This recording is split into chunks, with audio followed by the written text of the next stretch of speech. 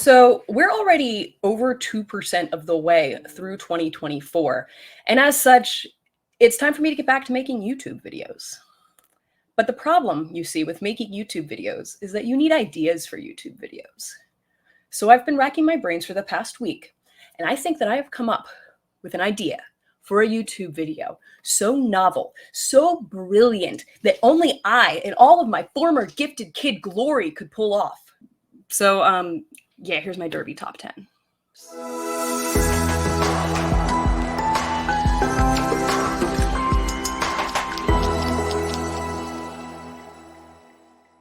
So let's be serious. Doing a Kentucky Derby top 10 in the middle of January, it's kind of pointless. There's no real reason to do it. The only reason to do it is to generate conversation. And I mean, it's good to kind of familiarize yourself with the horses who might be in the Kentucky Derby. But at this stage, there's no predicting. You don't get bonus points for having the Kentucky Derby winner in January, right? Like you're going to get the price you're going to get on Derby Day regardless. But I'm here to start conversation, and I don't know what else to talk about right now, frankly. So why not go ahead and take a little dive into some of these horses who you're probably going to see on the Kentucky Derby trail.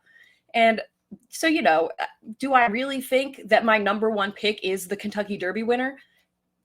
Yeah, kind of. But if he makes the gate, that's half the battle at this stage in the game. There's probably, of my top 10, maybe 6 of them will not even make the starting gate. And that would be a pretty good strike rate. So it's a silly thing to do just for fun. It's not that serious. I'm not, a lot of this is based on vibes, sort of, and how I think a horse is going to improve, not necessarily what they've shown on the track so far. With all of that in mind, let's take a look at the current points rankings for the Kentucky Derby. First is Fierceness, of course, the Breeders' Cup Juvenile winner, with 30 points and over $1 million in earnings. You got Locked, Timberlake, Liberal Arts, Drumroll Please, West Saratoga, Honor Marie, Otto the Conqueror, Dorno, Catching Freedom, Track Phantom, Risk It, Moonlight, Informed Patriot, The Wine Steward, Just Steel, Glengarry, General Partner, Real Men Violin, and El Grande O as your top 20 right now. And again, this is super early, but why not try and make a couple predictions? So we'll go ahead and start with my number 10 horse, and that's Drumroll Please. I really like this horse a little bit, actually. He took 3 starts to break his maiden, but then finished 3rd behind Dornock and Sierra Leone in the Remsen, and then took the Jerome last weekend. Now, you might be saying, Sierra Leone and Dornock both beat him in the Remsen, and spoiler alert, I don't have Sierra Leone in my top 10. He would definitely be like top 15. But I don't like the fact that Sierra Leone passed a horse authoritatively and then still got beat. That is a little bit of a red flag for me. So I'm giving Drumroll Please the little bit of an edge here in this January top 10.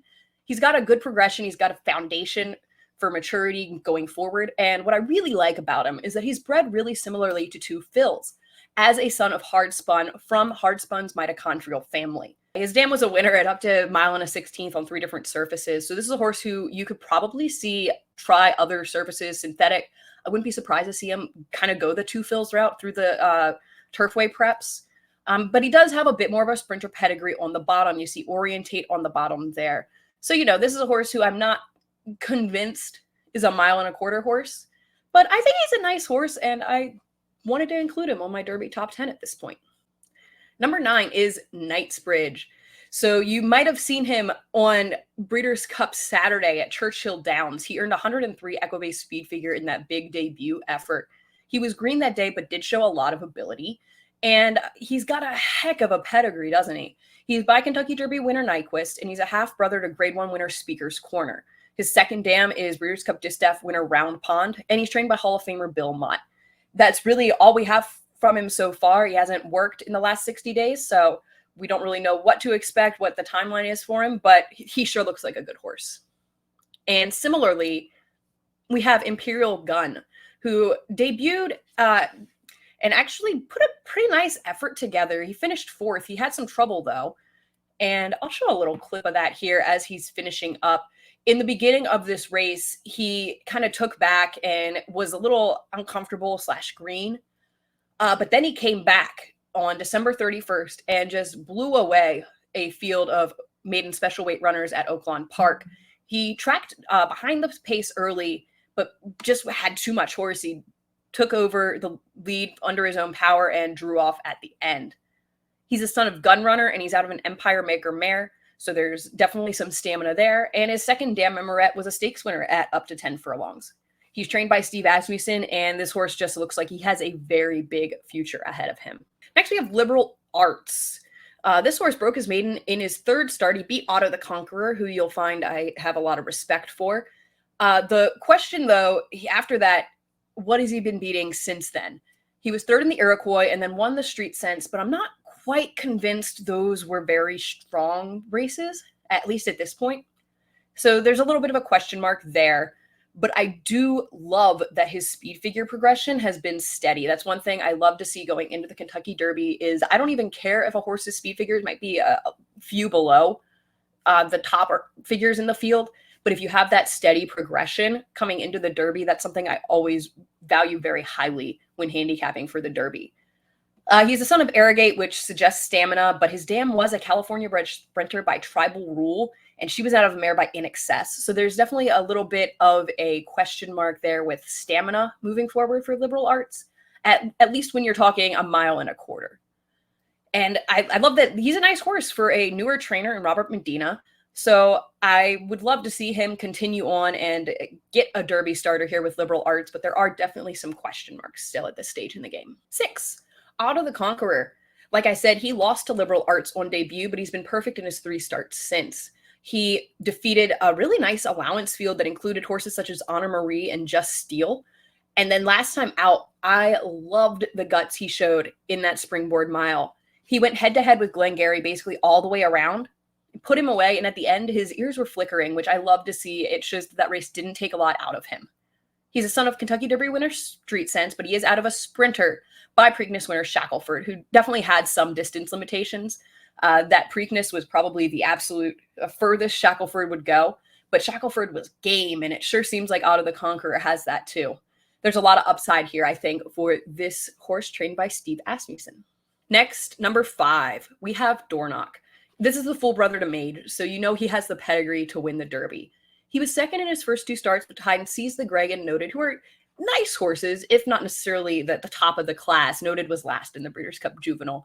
But then Dorno broke through with a maiden win at Keeneland, and I really liked his Remsen when he showed speed and then got past, and it looked like he was clearly second best, but he re-rallied to take the win over Sierra Leone.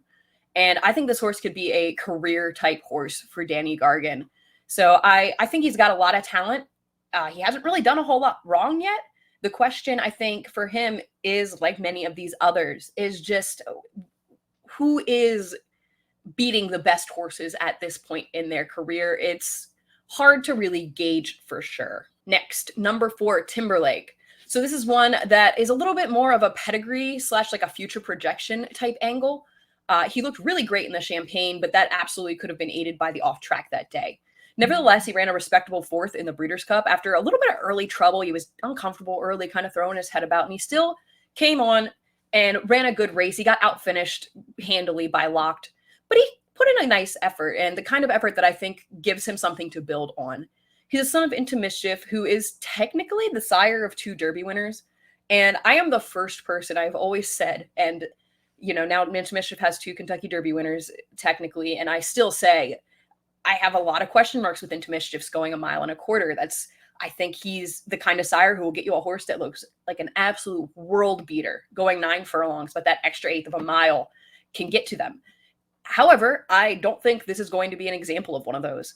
His dam is by Preakness winner Looking at Lucky, and she was a winner at up to 14 furlongs on the turf. So there's plenty of stamina on the bottom to balance out that brilliance from Into Mischief. And obviously, Into Mischief can get a route horse. I'm going to stubbornly keep questioning them and letting them prove me wrong as a rule.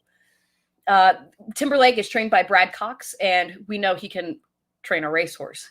So I do think that he is a very good, interesting contender moving forward on the Kentucky Derby trail. And now for the top three. Coming in at number 3 is Locked. He was the favorite in the Breeders' Cup Juvenile, and he was finishing fastest that day. Now, of course, that doesn't always translate to a horse wanting more ground. He's a son of gun runner, and that kind of makes me think of Red Route 1, who's a really, brilliant deep closer, but probably not a horse that gets better with distance necessarily.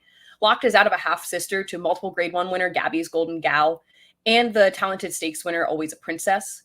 So there's definitely quality there. And this Gunrunner Malibu Moon Cross is fantastic. Gunrunner has 3 stakes winners and 6 starters out of Malibu Moon mares.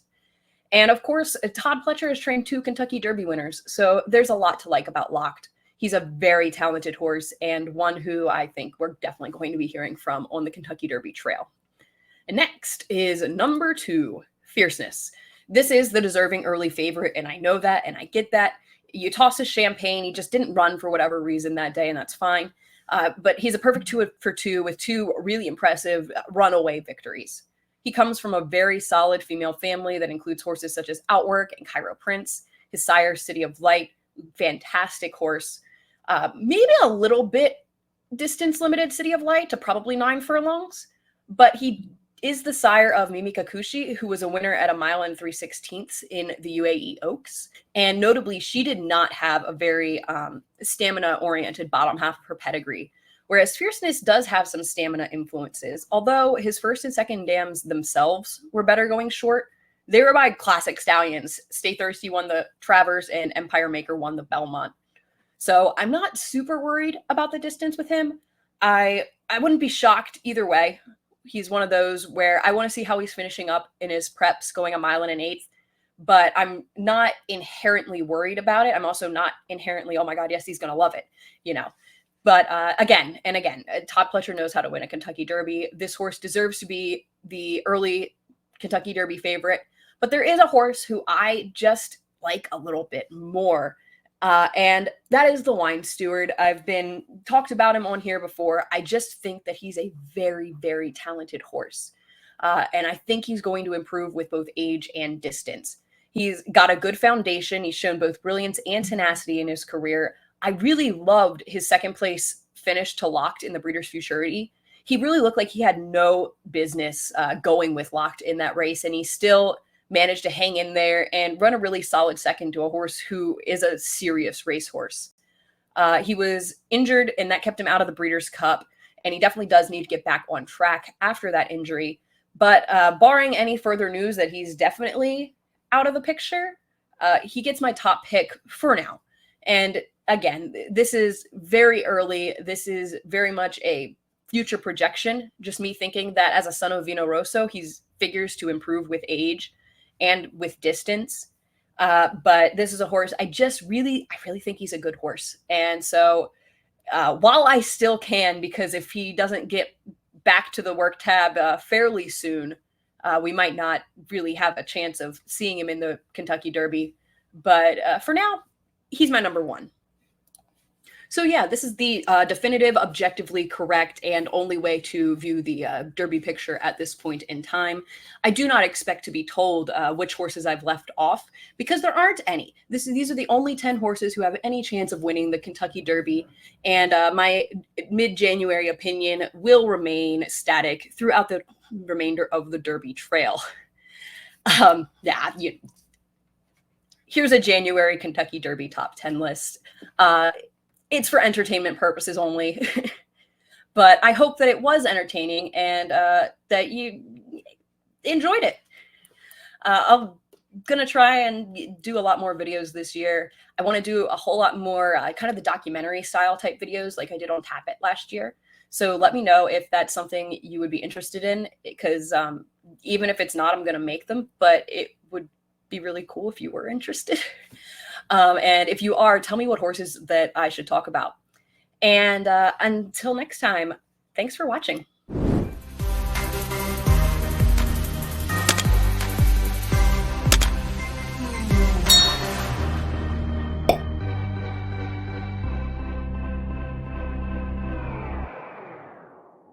Here's Here's a Derby top 10.